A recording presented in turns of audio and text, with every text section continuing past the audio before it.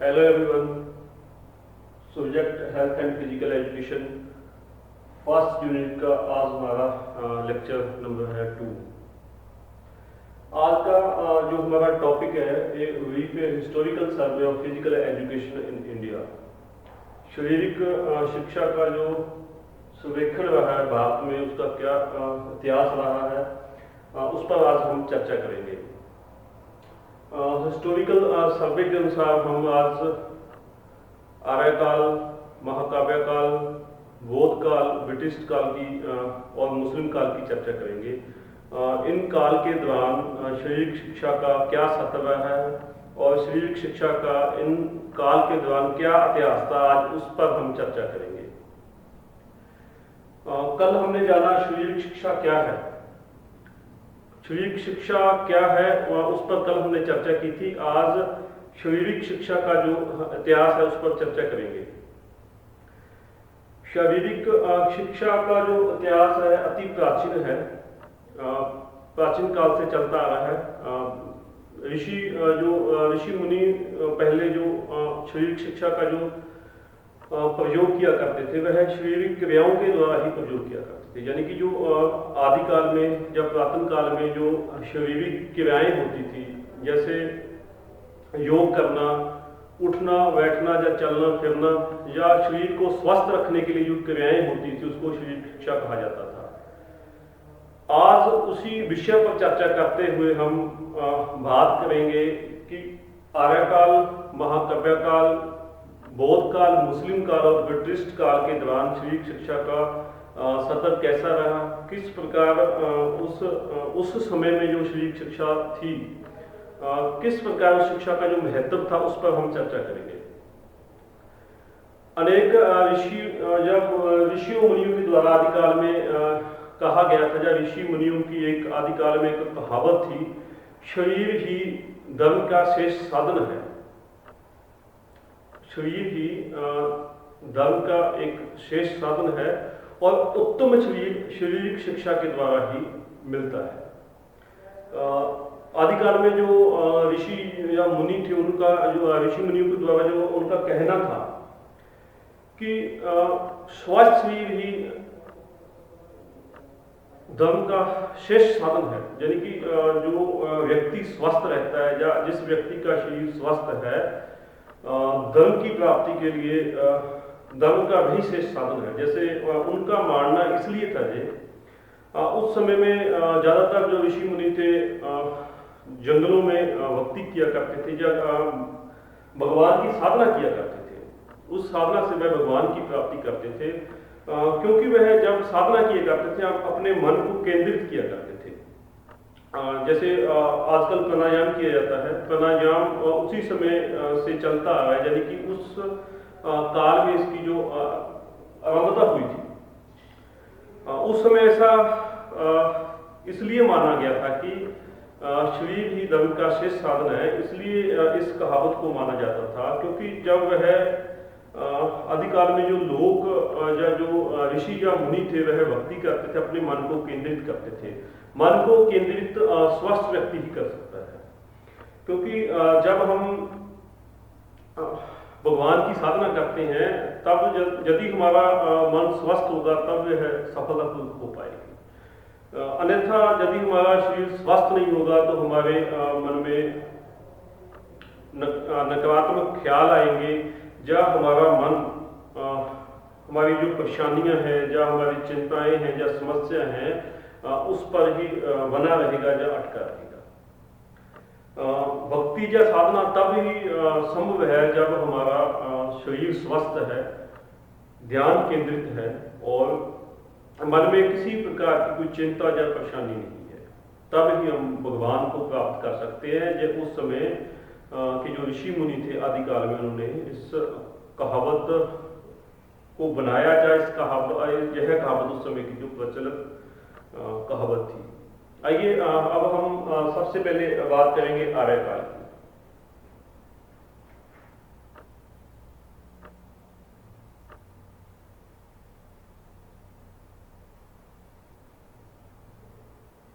आर्यकाल, इसे वैदिक काल भी कहा जाता है या वैदिक काल कहते हैं। यह इस काल यह काल 2000 से 1000 ईसा पूर्व रहा।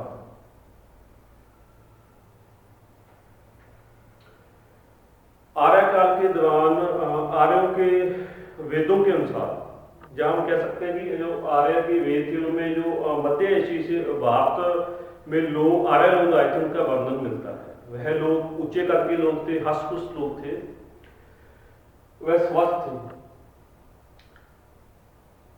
इस बात की पुष्टि उनके वेदों में ग्रंथों में मिलती है। उन लोगों का पेशा भेड़ बकरियां था और उनका खाना फल सब्जियां वह खाते थे। आर्य काल के जो ग्रंथ है, जो वेद है, उस समय के आर्य काल के जो ग्रंथ वेद थे उस समय उनमें जो शारीरिक क्रियाओं की बदौलत शारीरिक बल पर ज्यादा जोर दिया गया है।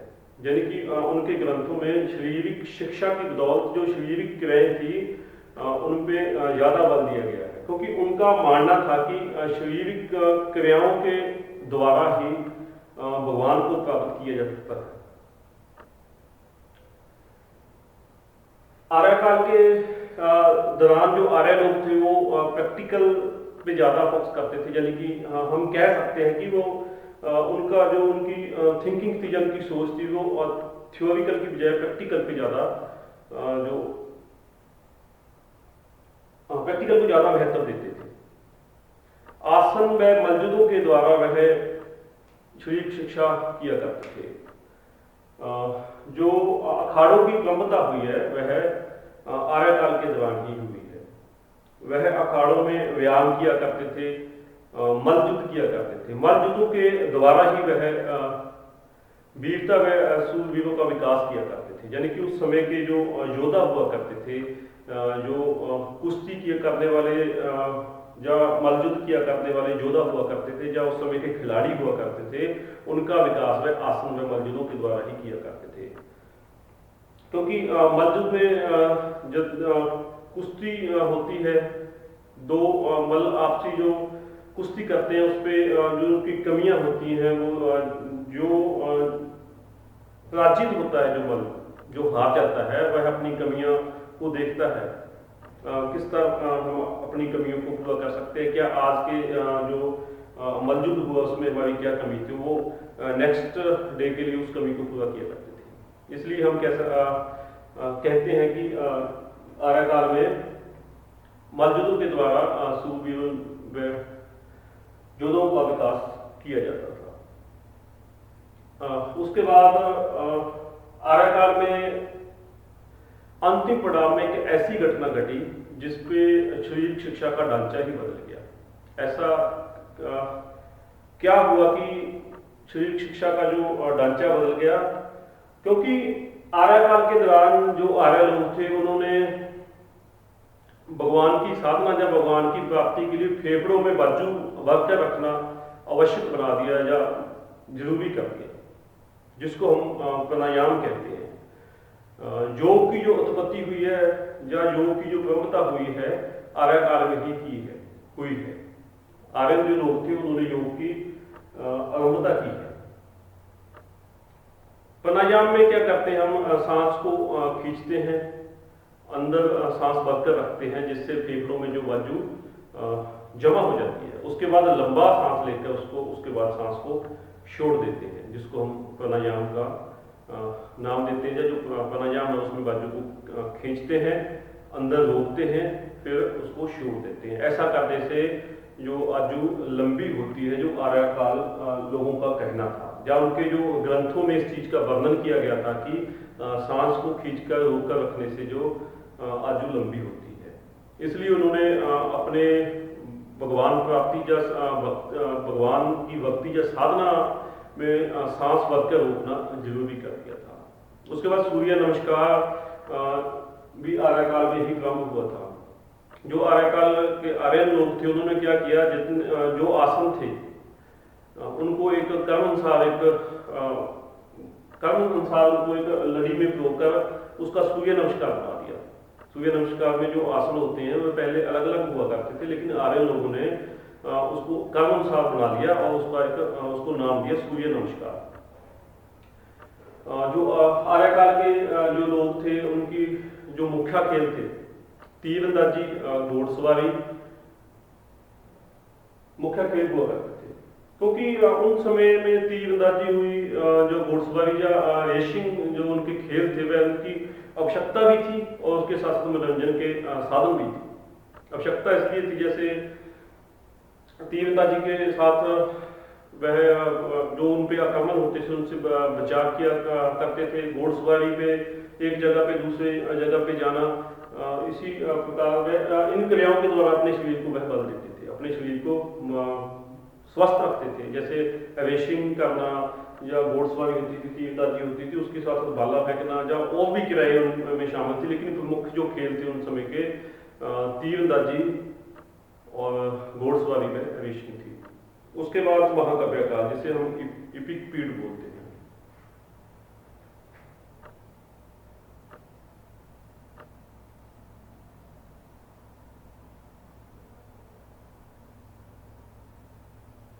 महाकाव्य काल रामायण और महाभारत का काल था, जो 1000 से 600 ईसा पूर्व आरंभ हुआ।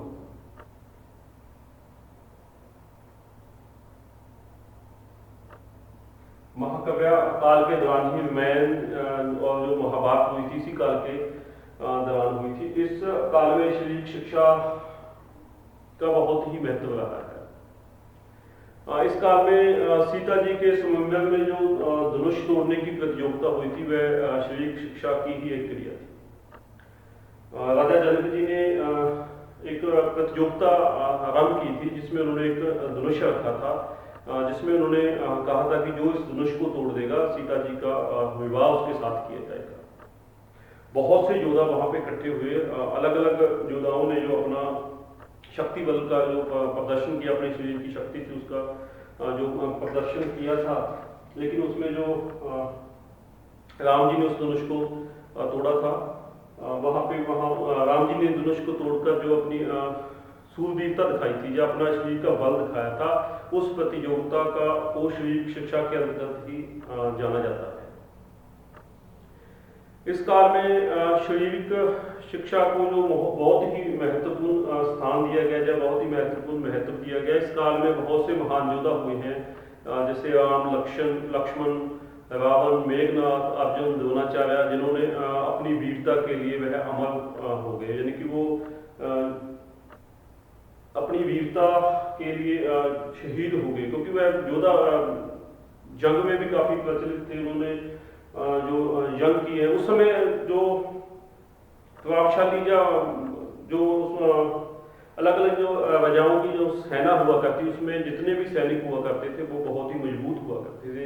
उसी प्रकार जो भी योद्धा जिन्होंने बहुत सी लड़ाइयाँ लड़ी या बहुत जंगें जो इन्होंने जीती थी, उनका वो जो प्रदर्शन था उसको शारीरिक शिक्षा के दौरान ही देखा जाता है। इसी के दौरान जो महाभारत में जो रथों को चलाया करते थे वह भी बहुत ही शक्तिशाली हुआ करते थे, जिससे हम यह कह सकते हैं कि उस समय शारीरिक शिक्षा आम जन तक भी फैली हुई थी। या शारीरिक शिक्षा का जो प्रभाव था आम जन तक तो ही फैला हुआ था, तब ही जो सेना में सैनिक हुआ करते थे वो बलशाली शक्ति हुआ करते थे। उसके बाद तीसरा जो हमारा काल था बौद्ध काल।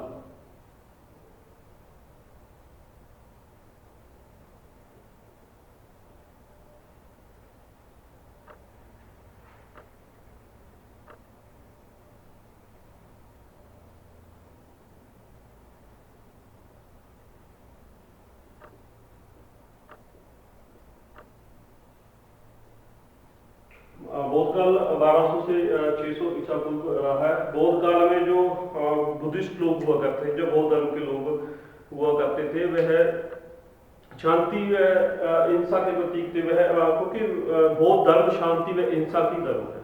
इस धर्म की जो स्थापना की थी महात्मा बुद्ध जी ने की थी। महात्मा बुद्ध जी सत्य व अहिंसा का पाठ पढ़ाया करते थे। इस युग में उन्होंने इस युग में बौद्ध हम कह सकते हैं कि बौद्ध काल में जो शास्त्र शिक्षण पर ज़्यादा बल दिया गया था, क्योंकि वैसे तो बड़ा ही शांति पूर्व ये काल रहा है, लेकिन उन्होंने अपनी आत्मरक्षा के लिए जो धनुष विद्या, रथ, हाथी या घोड़सवारी का जो प्रशिक्षण उन्होंने लेना आरंभ कर दिया था।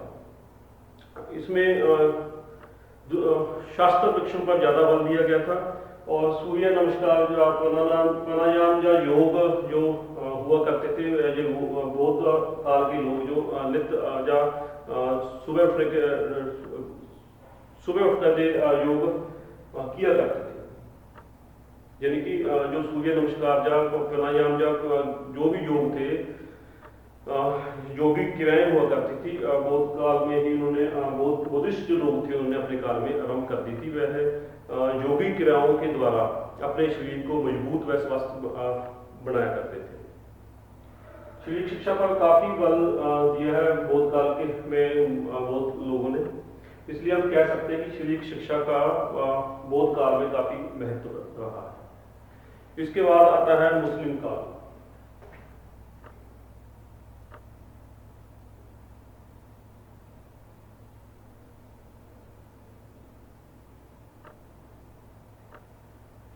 मुस्लिम काल में प्राणायाम या योग को कोई विशेष महत्व नहीं दिया गया। जैसे काल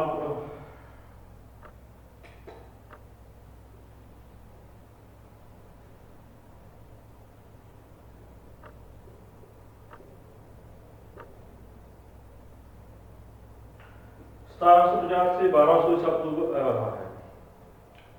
इस काल में मुस्लिम काल में हिंदुओं व मुस्लिमों की आपसी झगड़े या युद्ध हुआ करते थे, वह चलते ही रहते थे। शारीरिक क्रियाओं पर इस काल में बहुत ज़्यादा जोर दिया गया है।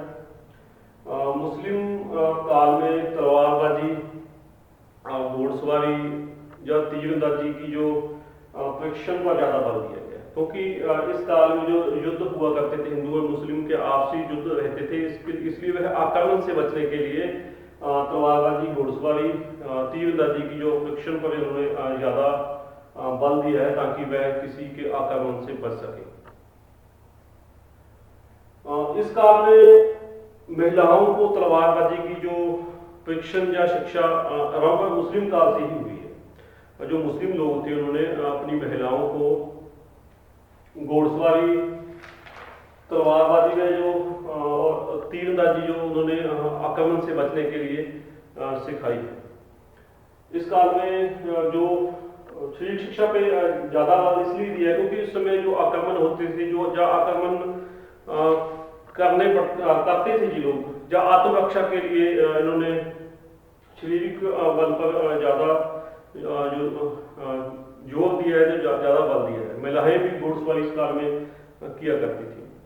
इस काल के जो मुख्य खेल थे तीरंदाजी, घोड़सवारी, हाथी की सवारी, भाला फेंक, गदा युद्ध इत्यादि थे। इसके बाद 5वें नंबर पे आता है ब्रिटिश काल।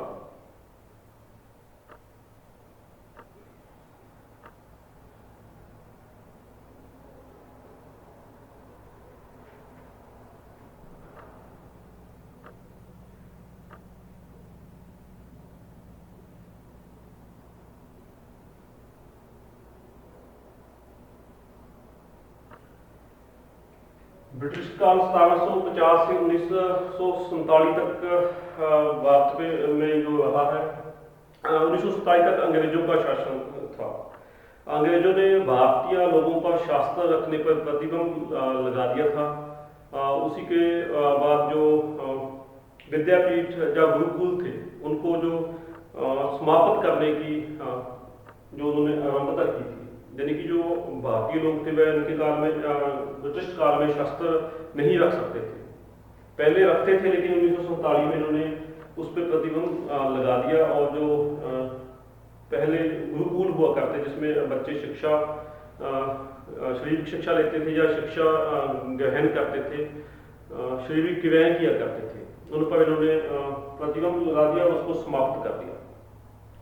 1860 में लॉर्ड मकाले द्वारा एक लॉर्ड मकाले द्वारा एक शिक्षा नीति बनाई गई, जिसके तहत भारतीयों के मन में मस्तिष्क में यह भ्रम उन्होंने बिठा दिया, जब उन्होंने यह भ्रम फैलाया कि शारीरिक शिक्षा की भारतीयों के लिए इतना महत्व नहीं है, या किसी के भी बता दो कि उनका ये कहना था कि शारीरिक शिक्षा इतनी महत्वपूर्ण है नहीं जितना जो किताबी ज्ञान महत्वपूर्ण है, जिसके परिणाम स्वरूप शारीरिक शिक्षा के रुझान कम हो गए। क्योंकि ब्रिटिश लोग चाहते ये थे कि भारतीय लोग हैं जो ज़्यादा स्वस्थ न रह सकें या शारीरिक शिक्षा पर ज़्यादा ध्यान न दें, ताकि वह उनका शरीर स्वस्थ और बलशाली बन सके। क्योंकि वह लोग हमारे देश पे राज करना चाहते थे, वह नहीं चाहते थे कि भारतीय लोग उनसे लड़े या उनके मुकाबले अपने शरीर का जो प्रदर्शन कर सके या अपनी जो उनकी बल शक्ति है उसका प्रदर्शन कर सके। 1882 में शिक्षा आयोग की सिफारिश से युवकों के लिए खेल, जिम्नास्टिक,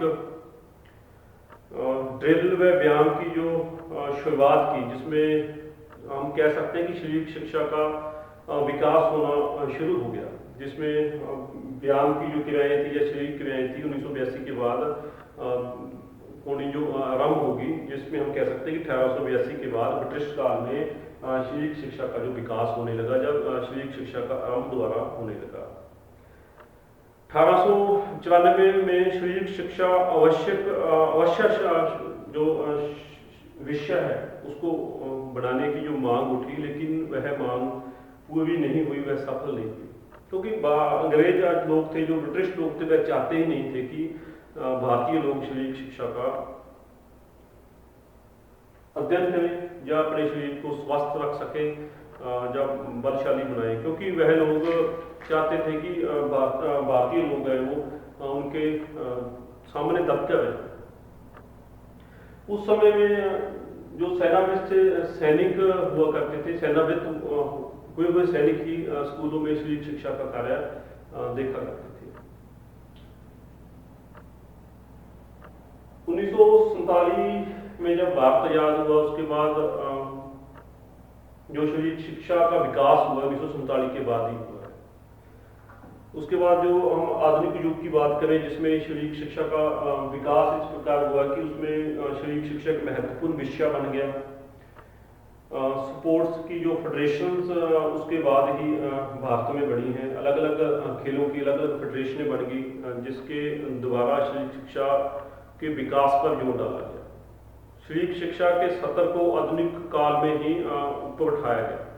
जैसे हम देख सकते हैं कि आजकल वॉलीबॉल, बास्केटबॉल, हैंडबॉल, कुश्ती, क्रिकेट, बहुत से खेल हैं जो बहुत ही प्रचलित खेल हैं और बहुत ही महत्वपूर्ण खेल हैं। क्योंकि ये हमारे लिए एक महत्वपूर्ण विषय इसलिए बने हैं क्योंकि इस खेलों के दौरान हमें प्रभाव हमारे शरीर पे मिलते हैं। जैसे देख सकते हैं कि शारीरिक क्रियाएं करने से हमें अपने शरीर पे प्रभाव जो मिलते हैं, शरीर मजबूत होता है, मसल का डेवलपमेंट होता है या मानसिक विकास होता है, शारीरिक विकास होता है। इसलिए ये खेल एक महत्वपूर्ण खेल बन चुके हैं। उसके बाद 1947 के बाद और शारीरिक शिक्षा जो विषय था बहुत ही महत्वपूर्ण विषय 1947 के बाद बढ़ा है। शारीरिक शिक्षा के जो कॉलेज या यूनिवर्सिटी आधुनिक युग में आज है, जिसमें शारीरिक शिक्षा की स्पेशल स्टडी या डिग्री या डिप्लोमा मिलते हैं। जैसे 1947 के बाद पटियाला में नेताजी सुभाष चंद्र बोस के नाम से खेल संस्थान बना, जिसमें सबसे पहले 1 वर्षीय जो कोर्स आरंभ किया था, उसके बाद उसकी जो बैचलर डिग्री भी होने लगी थी, जहाँ पे सभी खेलों की जो प्रशिक्षण दिया जाता है या उनकी ट्रेनिंग दी जाती है, वह 1947 के बाद ही संभव हुआ। आज के लिए इतना, कल नए टॉपिक के साथ मिलेंगे। धन्यवाद।